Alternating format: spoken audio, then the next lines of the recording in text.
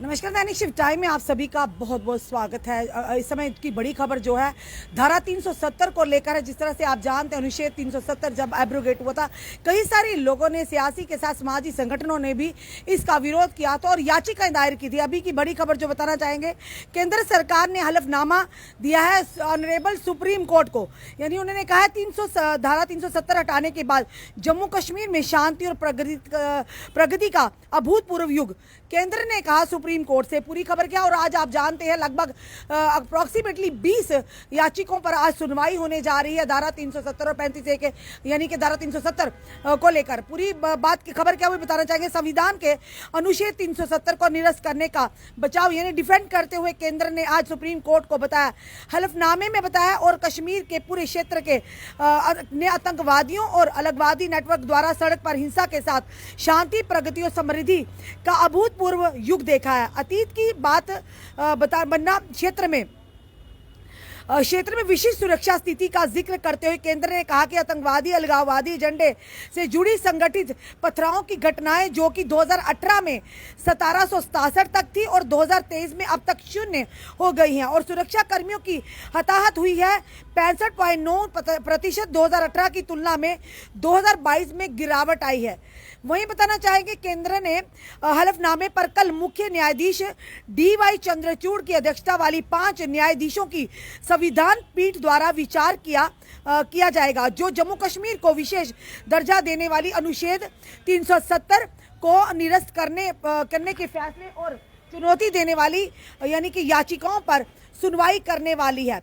5 अगस्त 2019 को केंद्र ने पूर्ववर्ती राज्य जम्मू कश्मीर से विशेष दर्जा छीनने और इसे 2 केंद्र शासित प्रदेशों में विभाजित करने का निर्णय लिया। अनुच्छेद 370 और जम्मू और कश्मीर पुनर्गठन अधिनियम 2019 के प्रावधानों को निरस्त करने के केंद्र के फैसले को चुनौती देने वाली कई याचिका, जिन्होंने जम्मू कश्मीर को 2 केंद्र शासित प्रदेशों जम्मू और कश्मीर और लद्दाख में विभाजित किया था, को 2019 में एक संविधान पीठ को भेजा गया था। केंद्र ने तर्क दिया कि जिस ऐतिहासिक संवैधानिक कदम को चुनौती दी जा रही है, उस क्षेत्र में अभूतपूर्व विकास, प्रगति, सुरक्षा और स्थिरता आई है, जो पुराने अनुच्छेद 370 शासन के दौरान अक्सर गायब थी। हलफनामे में कहा गया कि ये प्रस्तुत किया गया है कि क्षेत्र में शांति, समृद्धि और प्रगति सुनिश्चित करने की भारत संघ की नीति के कारण ये संभव हुआ है। और साथ ही साथ ये भी हलफनामे में प्रस्तुत किया गया कि मई 2023 के महीने में श्रीनगर में G20 पर्यटक यानी कि जो G20 की बैठक हुई थी, पर्यटन कार्य समूह की बैठक की मेजबानी घाटी पर्यटन के इतिहास में एक ऐतिहासिक घटना थी, और देश के गर्व से दुनिया के प्रति अपना दृढ़ प्रतिबद्धता, पारदर्शिता की अलगाववाद, आतंकवाद क्षेत्र ऐसा कर सकता है में परिवर्तित किया जाए, ऐसा क्षेत्र जहां पर अंतर्राष्ट्रीय गणमान्य व्यक्तियों को भी आमंत्रित किया जा सकता है और वैश्विक कार्यक्रम आयोजित किए जा सकते हैं। केंद्र ने कहा कि ऐतिहासिक बदलावों के बाद केंद्र शासित प्रदेश जम्मू कश्मीर और लद्दाख में पिछले 4 वर्षों में साफ तौर पर उन्होंने कहा कि पिछले 4 वर्षों ने विकासात्मक गतिविधियां, सार्वजनिक प्रशासन और सुरक्षा मामले सहित संपूर्ण शासन व्यवस्था में सकारात्मक और प्रगतिशील बदलाव देखने को मिले हैं,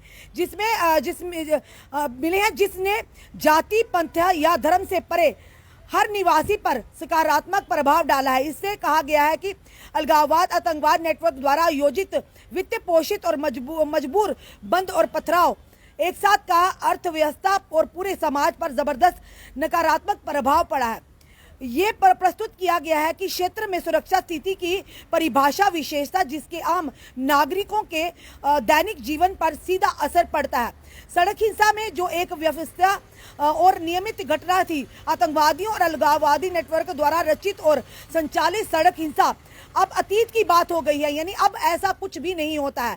केंद्र ने अपने 20 पन्नों के हलफनामे में कहा, आतंकवाद, अलगाववादों एजेंडे से जुड़ी संगठित पथराव की घटनाएं जो वर्ष 2018 में 1767 तक थी, वर्ष 2023 में अब शून्य होगी। यानी कि 2018 में अगर बात करें तो 1767 जो पत्थर मारने की घटनाएं सामने आई थी, और अब अगर 2023 की बात करें तो बिल्कुल शून्य हुई है। ये इसी का है कि अनुच्छेद 370 को हटाया गया, निरस्त किया गया, उसके बाद इस तरह की शांति और अमन सुकून की तरफ कदम बढ़ाए जा रहे हैं। केंद्र ने कहा कि कश्मीरी पंडितों की घाटी में सुरक्षित वापसी के लिए पारगमन आवास पर काम उन्नति से चल रहा है, चरणों में है, और अगले एक साल में पूरा होने की उम्मीद है। पूरे क्षेत्र के विकास के लिए केंद्र द्वारा की गई कई परियोजनाओं पर प्रकाश डालते हुए सरकार ने कहा कि 3 दशकों से अधिक की यानी कि उथल पुथल के बाद क्षेत्र में जीवन सामान्य हो गया है। वह प्रस्तुत किया गया। ये भी हल्फनामे में कहा कि स्कूल, कॉलेज, विश्वविद्यालय, अस्पताल और अन्य सार्वजनिक स्थान पिछले 3 वर्षों के दौरान बिना किसी हड़ताल या किसी भी प्रकार की गड़बड़ी के कुशल पूर्वक कार्य कर रहे हैं। दैनिक हड़ताल, पथराव और बंद की पहले की प्रथा अब अतीत की बात है। ये जो साफ तौर पर हलफनामे में केंद्र सरकार ने ऑनरेबल सुप्रीम कोर्ट कहा। ये भी जोड़ा इस बात पर जोर देते हुए कि पाकिस्तान के कब्जे वाले जम्मू कश्मीर के विस्थापितों और जम्मू कश्मीर के बाहर विवाहित महिलाओं के बच्चों सहित समाज के कुछ वर्गों को 5 अगस्त 2019 के फैसले से पहले उनके मूल अधिकारों से वंचित किया गया था। सरकार ने कहा कि क्षेत्र के सभी निवासी हेवन सभी अधिकारियों का आनंद लेना जो देश के अन्य हिस्सों के में नागरिकों को उपलब्ध है। इससे कहा गया कि जम्मू और कश्मीर पुनर्गठन अधिनियम 2019 ने संवैधानिक पुनर्गठन अधिनियम 2019 के संवैधानिक परिवर्तनों और अधिनियमों के साथ अनुसूचित जनजाति के व्यक्तियों के लिए सीटें आरक्षण की गई, जिससे परिणाम स्वरूप उन्हें ऐसे समुदाय के लिए उपलब्ध आरक्षण के समान विधानमंडल में आरक्षण दिया गया है देश के अन्य राज्यों, केंद्र शासित प्रदेशों की विधानसभाओं में है।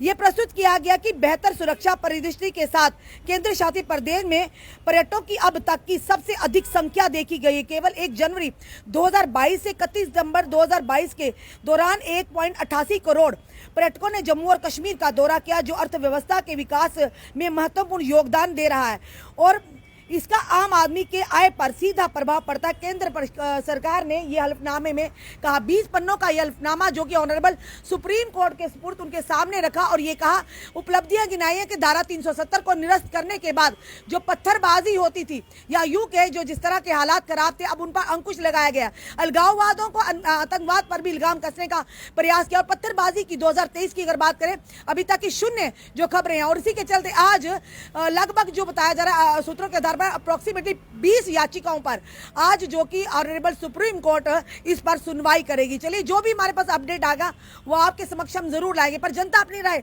जरूर रखे। जो हल्फनामा केंद्र सरकार ने पेश किया ऑनरेबल सुप्रीम कोर्ट पर, उसमें कितनी सच्चाई है? अपने कमेंट, अपने सुझाव हमें जरूर दीजिए। इस वीडियो को जितना सके शेयर कीजिए। जुड़े रहिए हमारे साथ अगले अपडेट के लिए। जय हिंद, जय भारत।